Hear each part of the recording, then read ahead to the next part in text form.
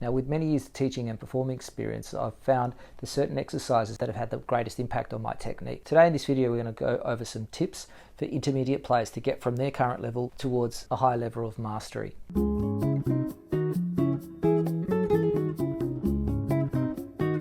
Do you have some techniques and exercises that you do that you found that have taken you to the next level of technical ability? Please share those in the comments, and not only for me, but for other people watching the video. I'd be curious to know if there's things that you guys have done that have really made an impact, and also try these exercises and let me know how you go. The first aspect of technique we're going to be looking at is pressure. Are you using too much pressure?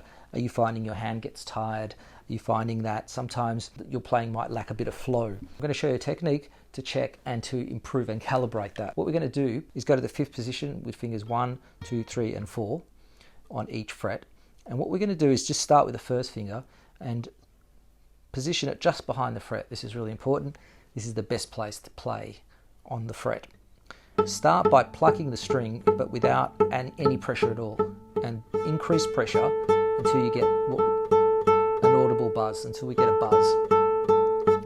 Once you get that buzz, you need to go a little further, a little more pressure, and then that's it. Once you've gone beyond the buzz, you'll find that that's an adequate amount. That's as much as you need.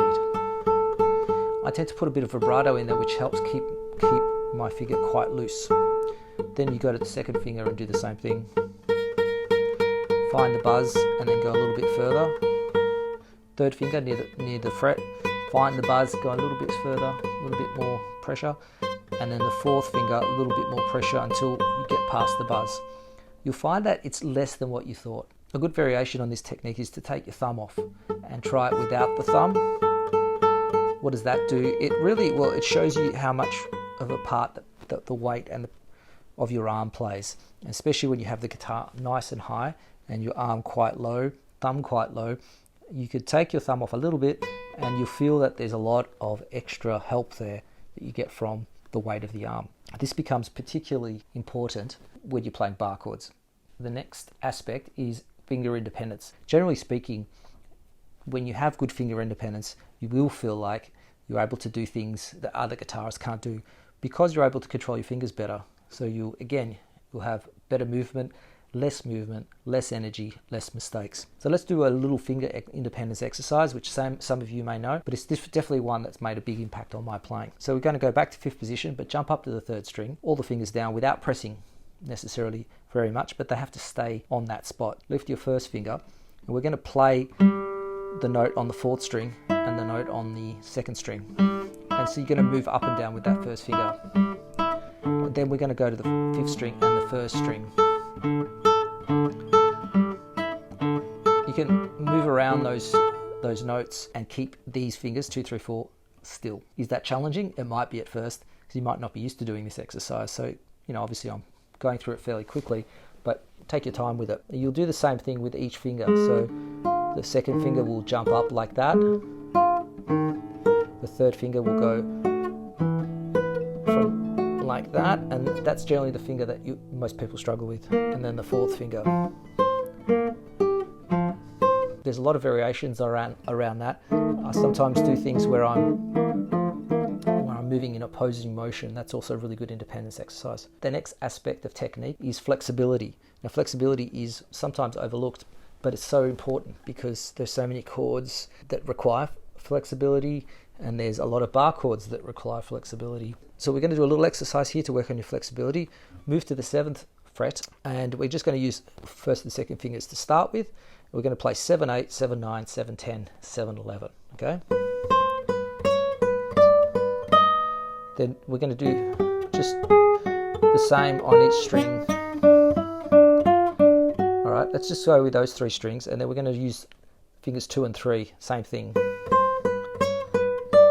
Probably only that far, only up to the 10th fret. And then we're going to use 3 and 4.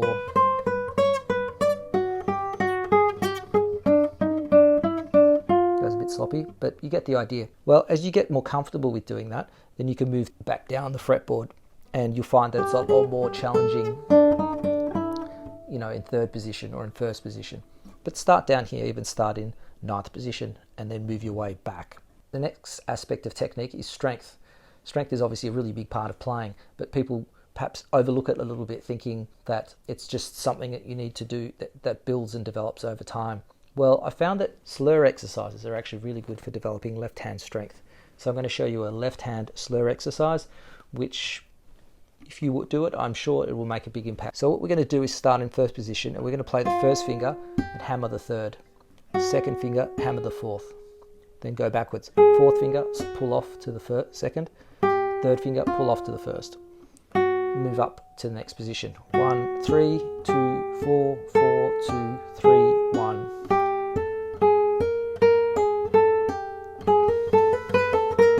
And just keep going all the way up. Notice that when you're doing hammer on, you should really apply a lot of pressure, a lot of hammer. And when you do a pull off, it really needs to snap. And that snap really creates a good slur. So there's a good exercise. I would practice that on all the strings.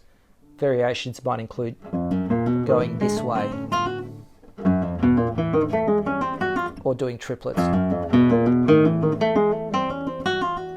But to start with, I would just start with that simple and make that a practice habit. The final aspect of technique I want to work on brings in the right hand a little more. Now, most of these exercises have been focused on the left hand, but that's a really important part of your playing.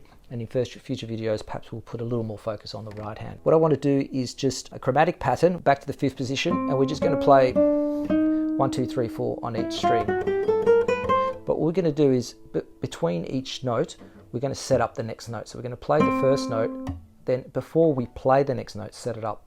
So we bring those two fingers down.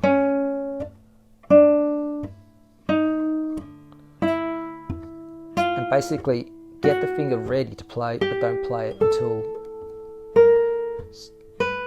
until you're ready to play it. That will build smoothness, it will build speed.